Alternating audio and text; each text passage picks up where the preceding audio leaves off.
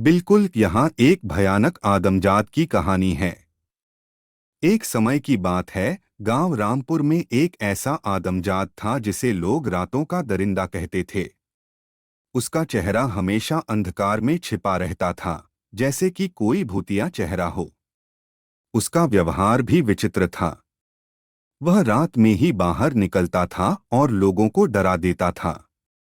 गांव वाले उससे बचकर गुजरने के लिए भी अपने घरों की छतों के नीचे छुप जाते थे।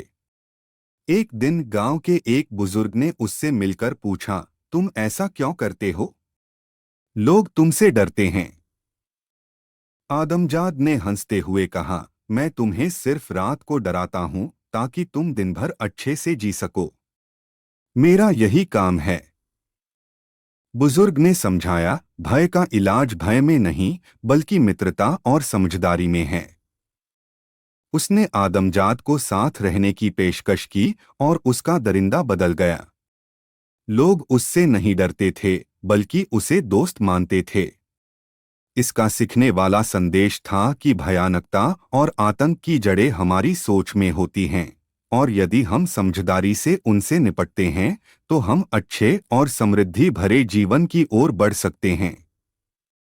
बुजुर्ग के साथ रहकर आदमजाद ने नए रास्ते की ओर कदम बढ़ाया। उसने गांव वालों के साथ मित्रता और समझदारी बनाई। उसने अपने दरिंदा वाले रूप को छोड़कर दूसरों की मदद करने में अपना समय व्यतीत करना शुरू किया।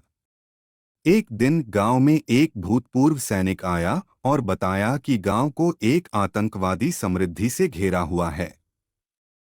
लोग चिंतित थे, लेकिन आदमजाद ने बताया कि भय को हराने का सही तरीका मित्रता और साझेदारी है। उसने सभी को मिलकर एक समृद्धि से भरा योजना बनाई।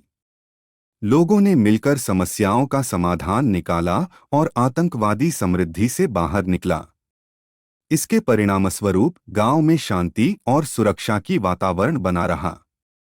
आदमजाद ने यह सिखाया कि भय को मित्रता, समझदारी और सामृद्धिक सोच से हराया जा सकता है। उसकी कहानी ने गांव वालों को यह बताया कि हमें अपने भयों का सामना करने के लिए मिलकर काम करना चाहिए, और उन्हें पार करने के लिए हमें एक दूसरे का साथ चाहिए।